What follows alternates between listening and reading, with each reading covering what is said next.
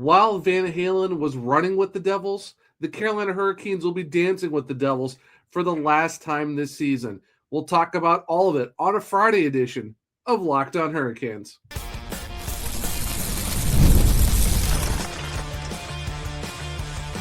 Your Locked On Hurricanes, your daily podcast on the Carolina Hurricanes. Part of the Locked On Podcast Network, your team every day. Welcome to the Friday edition of Locked On Hurricanes, your team every day, part of the Locked On Podcast Network, now the number one sports podcast network.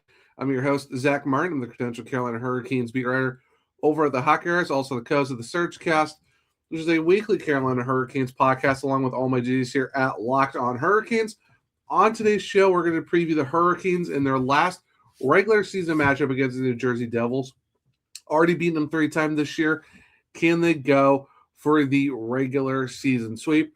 Also talk about potential goalie matchups, not only for this game, but for Sunday's game as well, because they are in a weekend back-to-back. And then we're going to do players to watch for the Hurricanes on Saturday night and who I think will score for the team as well. But before we jump into all of that, today's episode is brought to you by FanDuel. During the tournament, FanDuel is offering $300 back in bonus bets every day for 10 days. Head to FanDuel.com to get started. Now, let's not only get started with that, but let's get started with this episode. And for the Carolina Hurricanes, like I said at the top, this is their last regular season game against New Jersey. The Hurricanes beat them back on October 9th for opening night, 6-3. Beat them on January 4th, 3-1.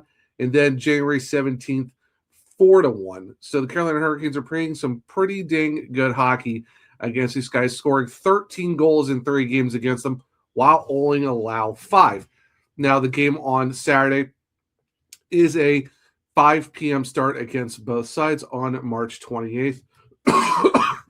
So, not as late of a start, but not too early as well. So, nice little 5 p.m. start right for dinner time. Hurricanes 45-20-6 on the season. The New Jersey Devils 37-32-2. Over the last 5 games, who's been doing what for either side?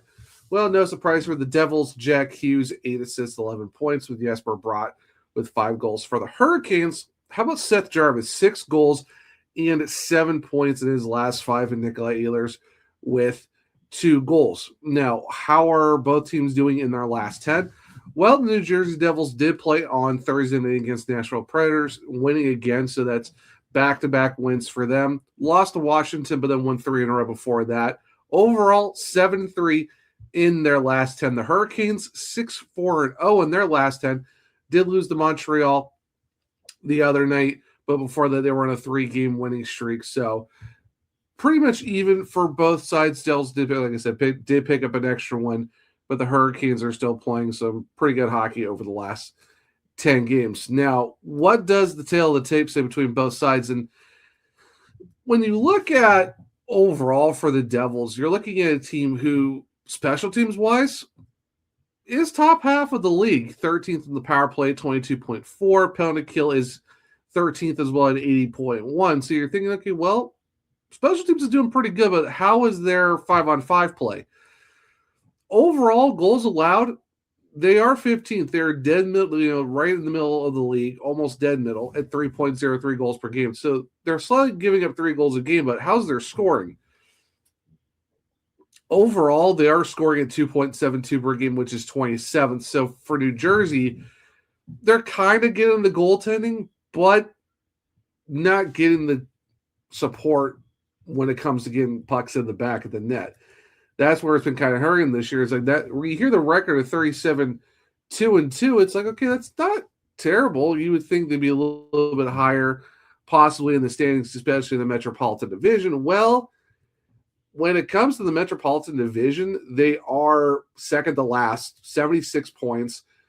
They're only 9 ahead of the New York Rangers, who are already eliminated from playoff contention. One of only 2 teams, but not the great season for New Jersey overall. 18-15-2 at home, 19-17 on the road. So while they're not right now mathematically eliminated, 9 points back at Columbus for third, in the Metro, if you're looking to try to go for the Metro spot, in the wild cards, you're looking, at a position where the Islanders are at 87, they're at 76. It's going to be a tough hill to climb. It probably won't be long before New Jersey's eliminated, but you see that not the season they were looking for. Now, on the flip side of things, where do the Hurricanes stand overall? Well, when you're 45, 20, and 6, you're feeling pretty good about yourselves being atop of not only the Metro, but, in a spot where you're talking about number one seed in the Eastern Conference in that battle with Buffalo and Tampa. Special teams wise, power play is 10th at 23.3%. Penalty kill, 14th in the league at 8%. Now, you're still talking top half. Yeah, it's not what we're used to seeing with them being top three first a lot. It's, when you're looking at a season where,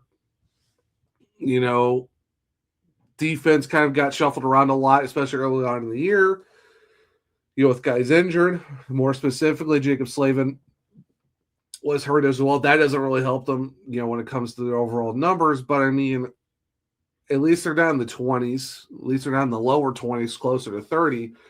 So 14th, it's not what you're typically used to, but it's still respectable in terms of, hey, you're closer to 10th than you are in the 20s. So got to give them some leeway there. But like I said, power play 10th in the league. You're talking about a group that was dead last at 7.8% at one point. Now you're top 10. You got to give what you can take, and there's probably some give and take there. Penalty kill's not where it used to be, but hey, the power play has been really solid. Because I know that's been kind of something a lot of people were not really happy about over the last few seasons. So you'll take what you can get. 5-on-5 wise, well, the Hurricanes do give up 2.93 goals per game, but that is only 9th in the league, so they are still top 10 in goals allowed, but they are 5th at 3.48. So overall, when you look at 5-on-5 wise, the Hurricanes, as always, are always probably one of the better 5-on-5 teams. It's just, this is what it says on paper, but what are we going to see on the ice? And that's kind of the big thing, for the Hurricanes, because you look at the game against Montreal, only scored 2 goals, got them in the first 7 minutes. They don't get anything after that. And there's some games where, they put up 9 against Florida, a lot against Tampa as well. You'll have some of those games where there's blowing out teams or, having, one of those shootouts where it's, you're winning 6-5, 5-4 type stuff. So the Hurricanes are scoring a lot of goals. There are some games where you're like, okay, wish it wasn't that close, or having those barn burners, where it's like, all right, who's gonna win in a 10, 11 goal shootout and stuff like that, where it's just the offenses are completely going and defenses maybe not where it is. But when you're talking about the Hurricanes overall, I mean, you're talking about a team who has the edge on special teams. Like I said, they're 10th and 14th compared to New Jersey, who's 13th and 13th. There's a slight edge there. And 5-on-5 wise, I mean, you're talking top 10 for the Hurricanes in goals for in 5th, 9th in goals allowed. And for New Jersey, yeah, they're almost dead middle in goals allowed, but you're talking 27th in goals for. If the Hurricanes can manage to, hold the Devils to what they've been doing, especially the last 2 games where New Jersey's only scored 2 goals in their last 2 games, and the Hurricanes have scored 7. And like I said, 13 overall compared to 5. If the trend keeps continuing in the natural progression that it has been, or the trajectory of, you're outscoring New Jersey, like I said, 13-5 over the first 3 games, who's to say that that's not something they can keep going overall and go for the regular season sweep and, taking care of business, wiping your hands of it, getting 2 points and go and move on. And you're kind of making, you're putting yourselves in a very good position when you're looking at the overall standings of, like I said, not only the Metropolitan Division, but you're talking about the league as a whole. Because, right now Hurricanes have 96 points. They do have, a game in hand on Buffalo. That's why they're technically still first in the Eastern Conference. So that's just, a win against New Jersey would go a long way to kind of help with that progression of still trying to fight for the home ice advantage, because now you play the same amount of games as Tampa and you're still 2 points up on them. And then you're 6 up on Montreal for 4th, and then 8 up on Boston for 5th. So, like I said, this is where, what I always say when it comes to your points, it's always division, conference, league. You always want to pick up points against your division, regardless of where they're at and where you're at in the standings, because with 11 games left in the regular season, yeah, Mike and Shane have said it on Canes Cash. You don't want to take your foot off the gas, and you want to just, coast your way to the playoffs and then flip the switch back on again. These guys are always competitive. They always want to get the points. So, when it comes to division showdowns, you want to get the bragging rights when you do get them. So, it'll be interesting to see how it plays out. But tail the tape wise, I believe Hurricanes have at the edge across the board. It's just getting the 60 minutes, translating what the numbers say on paper to the ice as well. Now, when it comes to translating that to the ice to get the points and having the edge, goaltending is going to go a long way. So stick around. We'll talk about potential goalie matchups this weekend, more importantly on Saturday night against the Devils here in a second on a Friday edition of Locked On Hurricanes. Workplace chaos, deadline stacking up, inbox overflowing, and the one position you have to fill is still sitting open.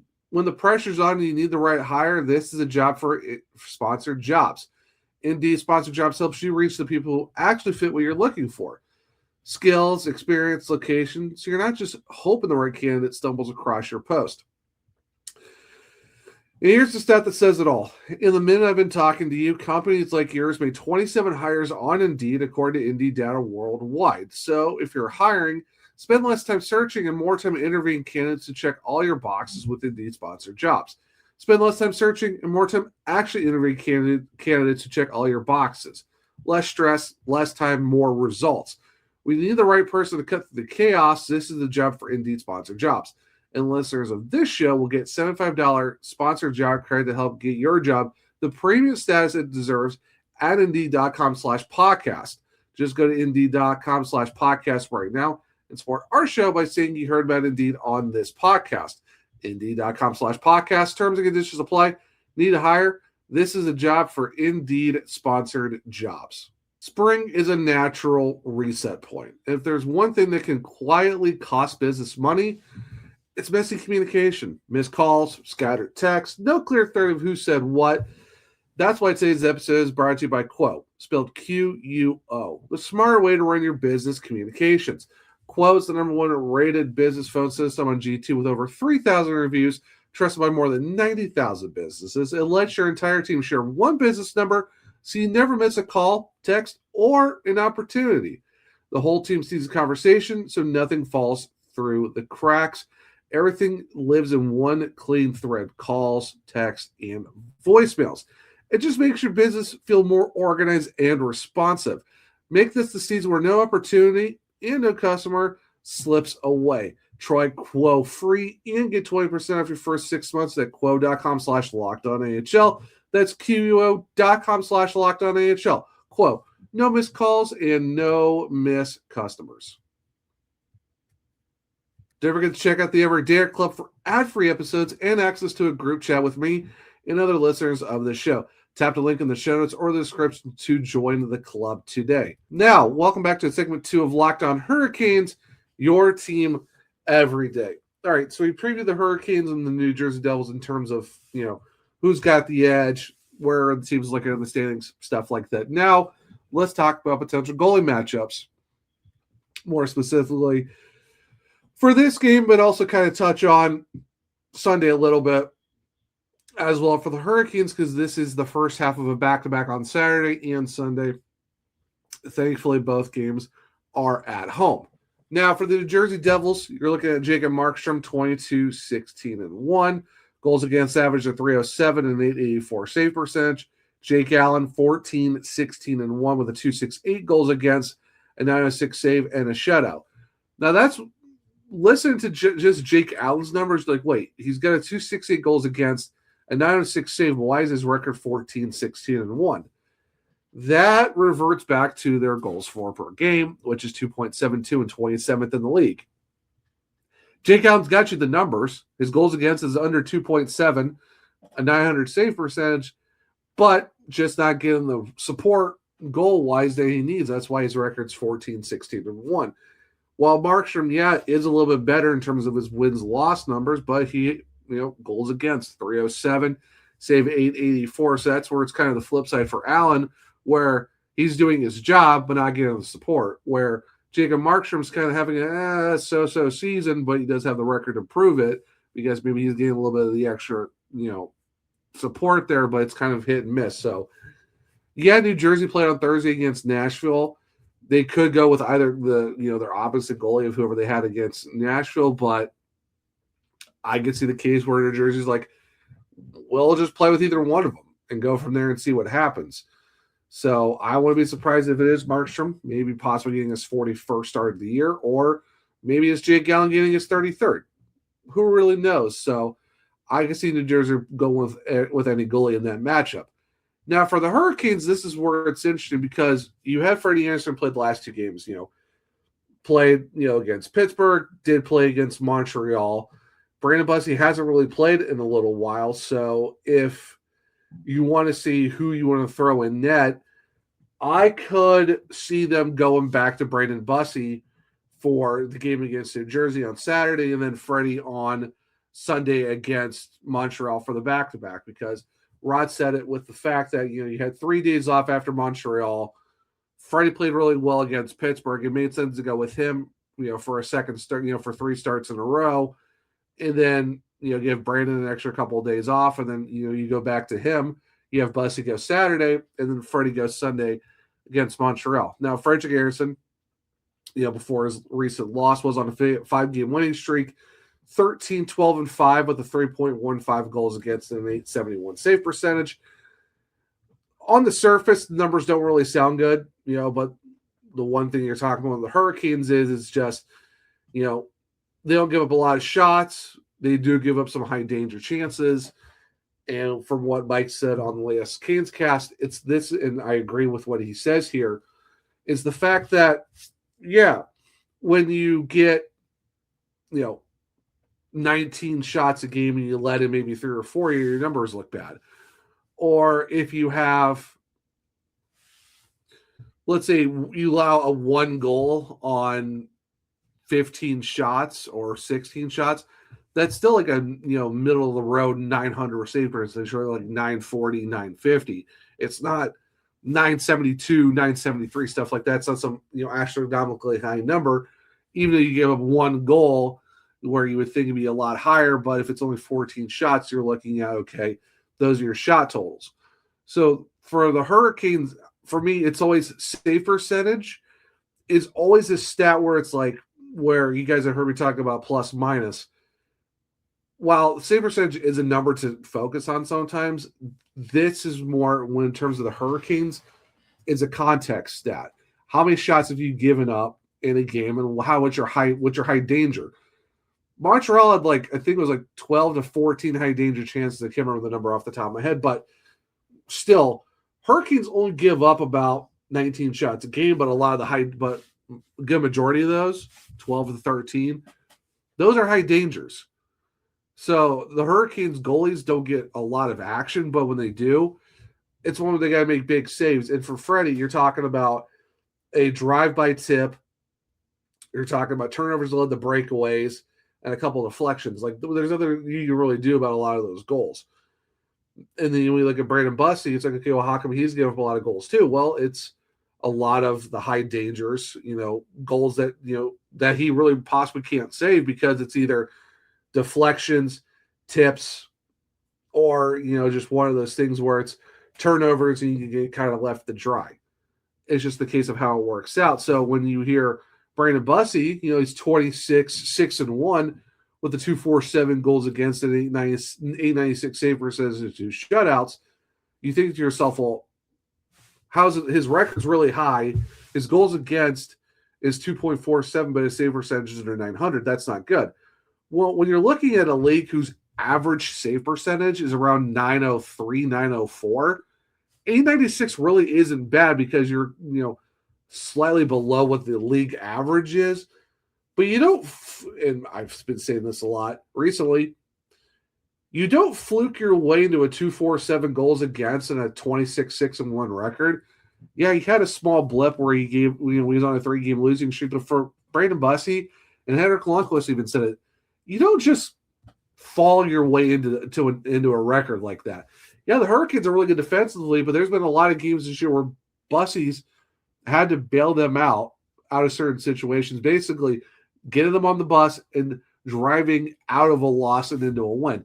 That's just kind of how it works out. So, and I guess the fact that goaltending for some people are still an issue, which I don't think it's that bad. It's just, certain games just don't really go their way. But, where would the Hurricanes be if it's, where if Brandon Buss is on a career heater to start his NHL career and Freddie's kind of making a comeback? Yeah, he would have gotten a lot of wins too if Peter Kochetkov was in the net, but it's not just, you don't just luck your way into something like that. So for me, when it comes to goaltending, who would play what game this weekend? I think it's Brandon on Saturday because he hasn't played in a few games. Let him go Saturday against New Jersey. Have Freddie go against Montreal, and hopefully come out of the weekend with back-to-back wins. You regular season sweep the Devils.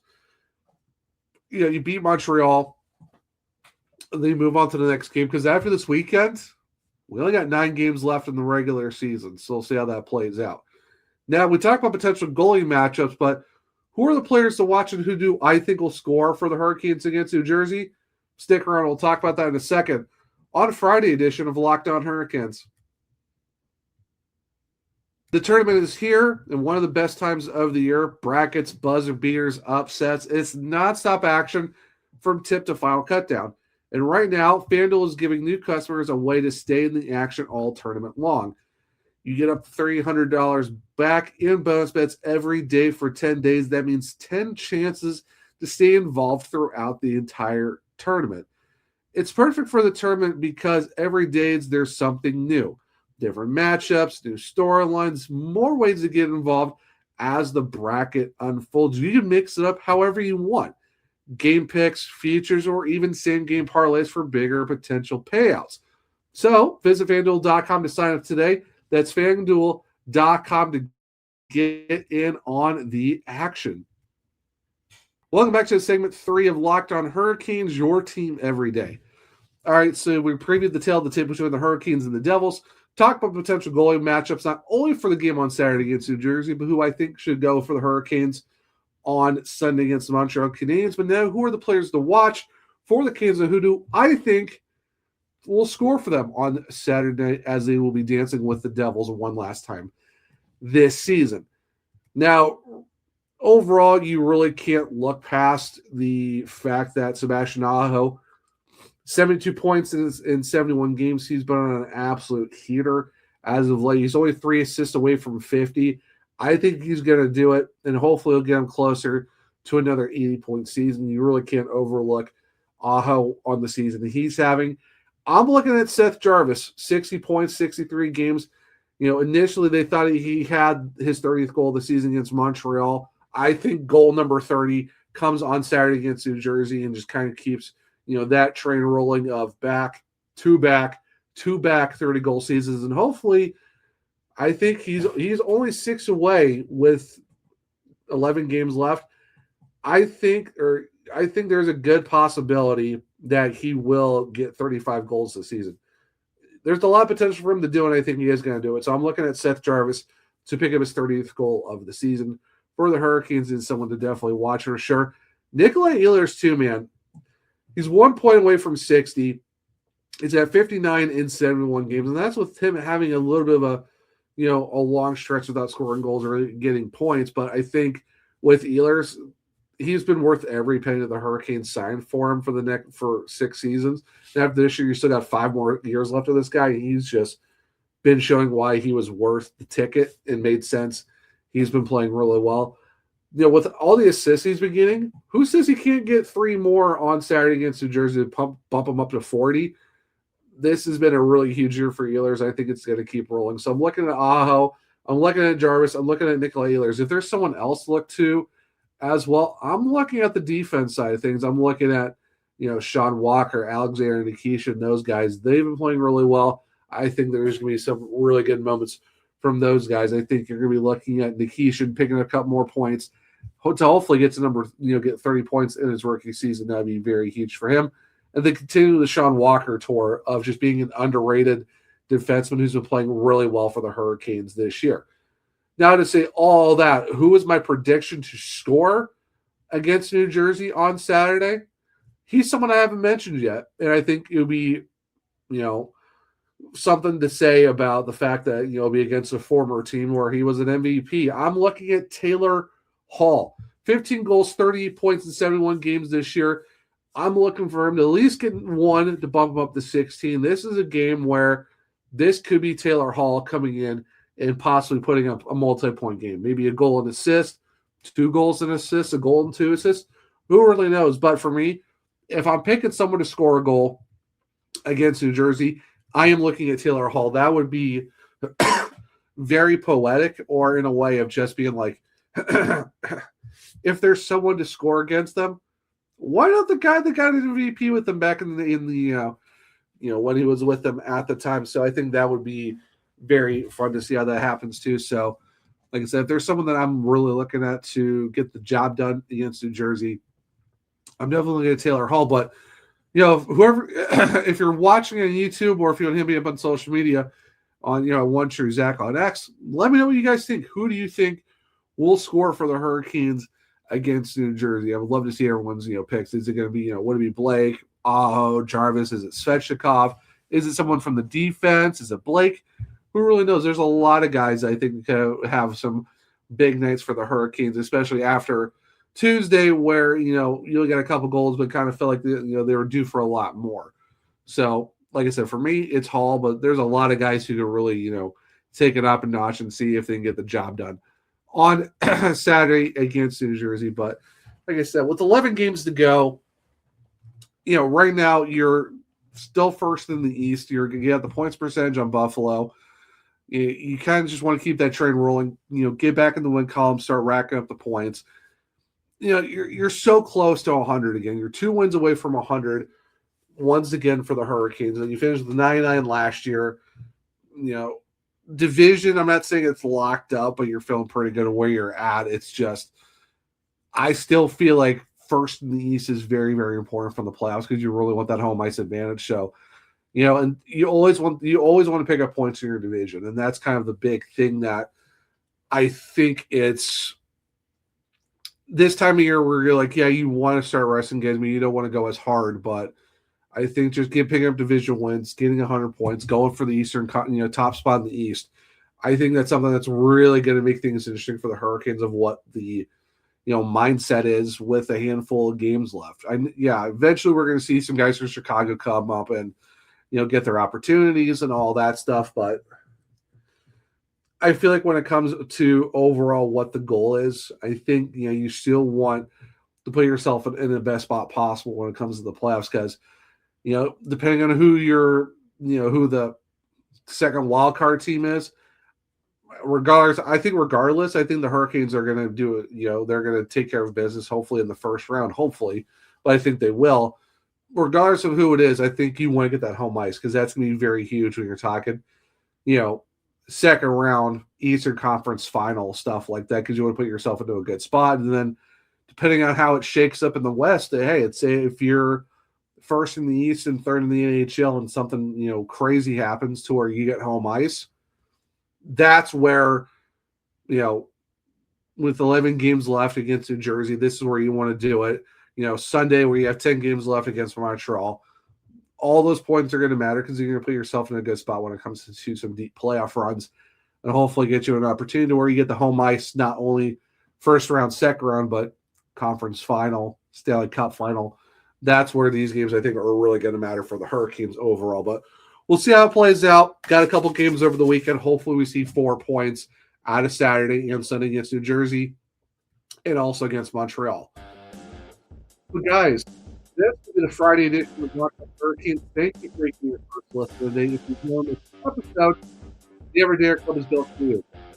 Get Locked On Hurricanes ad-free, plus a members-only Discord access and more. Head to the link in the show notes or the description to join the club today. It's $5 a month or $50 for the entire year. For those of you on video, we send you to the first ever 24/7 National Locked On Podcast Network YouTube channel. On audio, make sure to make your second listen the NHL Game Night on Locked On NHL. If you want to keep up with me, I'm at One True Zach on X. The podcast is L_Hurricane. I'm also on Blue Sky, the Zachary Martin, where if you click the link to my bio, you can find all my written content at thehockeywriters.com. I'm putting out a lot of stuff recently, so make sure to go check that out. If you want to check out my other podcasts, it's the Searchcast on all podcast platforms and on YouTube. For Locked On Hurricanes, we're on Spotify, Google, Apple, iHeartRadio, wherever you listen to your podcast. Make sure you leave a 5-star rating and review on YouTube. It's Locked On Hurricanes. Subscribe, hit the bell notification so you don't miss a show. Hit the thumbs up so you know if you like the show as well. Share with other Canadians to become everydayers just like you. But hope everyone enjoyed the Friday edition of Locked On Hurricanes. Enjoy your Friday. Enjoy your weekend. Until next time, as always, let's go Canes.